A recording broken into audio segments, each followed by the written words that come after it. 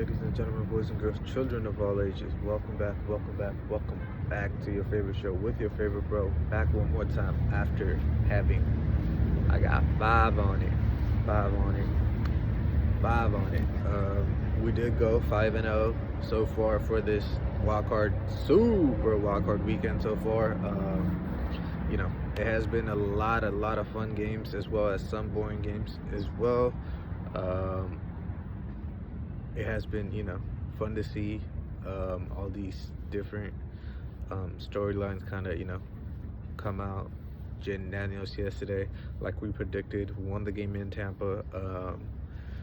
Kind of has that trend of the number 2 overall quarterback from the draft taking this team to the playoffs in his first year, in his rookie year, and then getting that playoff win in his rookie year. I think he is the first rookie quarterback to do so since Russell Wilson.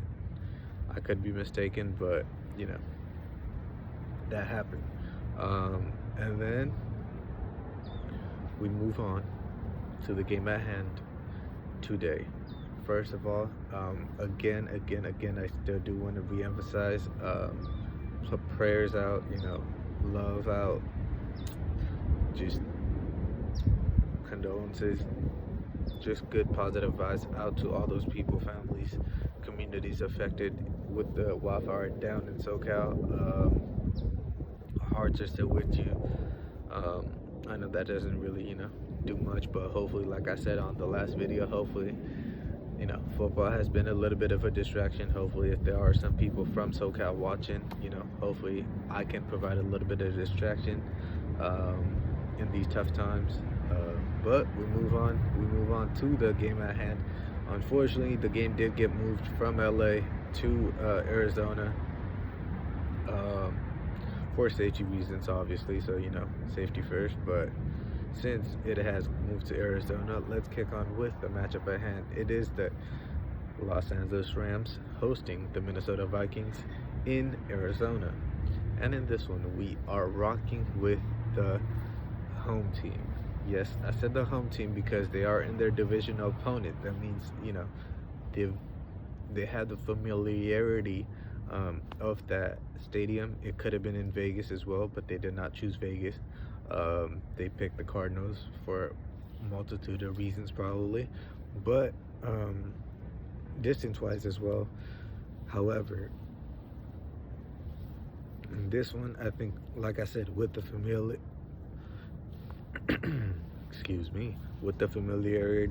in the Rams team of that stadium, I think the distance was to first, the logistics for the Vikings was to travel to LA, and then the unfortunate circumstances did occur and they had to change all their logistics to go from LA to switch it to a plan to Arizona. I know it doesn't really mean much on a broader scale for us fans, but that does play in factor because these players are humans.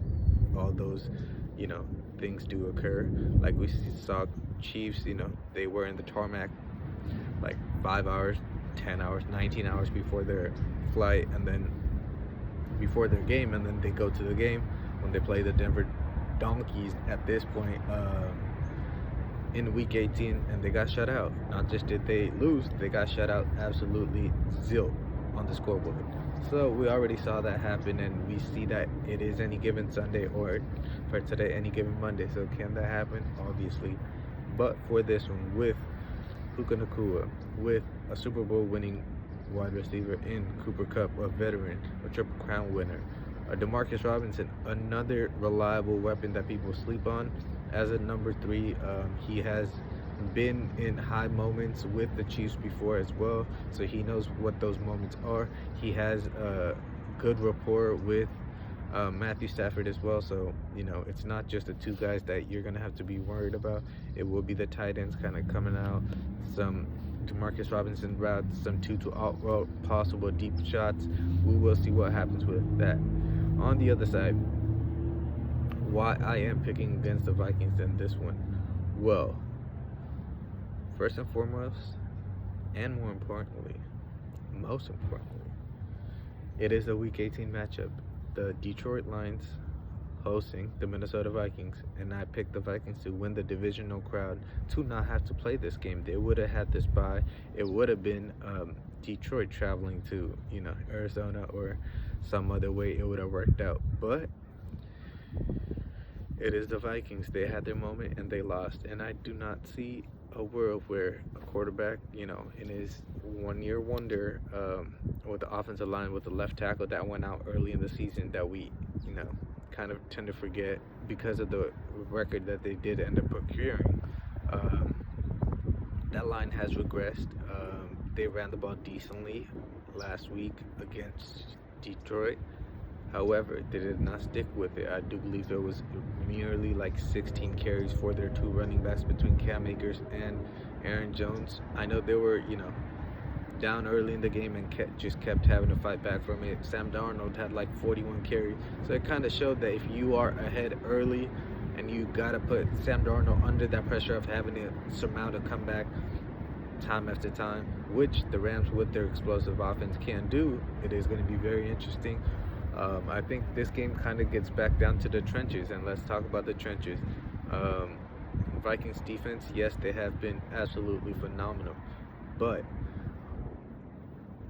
other than Andrew Van Ginkel, who really is there for the Vikings, especially in the pass rush setting? It's a lot more to be desired. On the other side, you do have Jared Verse. I mean, defensive rookie of the year without a question. His Florida State buddy Brendan Fisk, Kobe Turner, Byron Young. I mean, the list keeps on going. On the other side for the Rams, I think that constant pressure, I think if they are able to, slow down the run game for the Vikings and force them just into passing situations, it will be a tough task. Quentin Lake coming back healthy, but more importantly, even Kobe Durant coming back healthy, that's going to play a big factor. I think Ahkello Witherspoon having that Super Bowl experience with the Niners before, that does help them a lot, especially going up against guys like Jordan Addison and Justin Jefferson. That would be interesting to see. Darius Williams on the other side, those guys, that secondary has to work and communicate together extremely well to contain, that offense for the Vikings as well. But I think down in the trenches, offense and defense, I think the edge does go slightly to the Rams. I think they're going to be more motivated to play for those fans, play for their families, play as a distraction for the unfortunate events down there, as well as on the other side. I know Vikings are really self-motivated with all the losses and tragedies that they have suffered as a team that national media has not spotlighted. That they will, if it gets to the point where if they are to win the Super Bowl or something, they will definitely hype up on that train and try to use that as a get through. But in this one, unfortunately, I do think Rams suffice. I'll catch y'all very soon. Peace.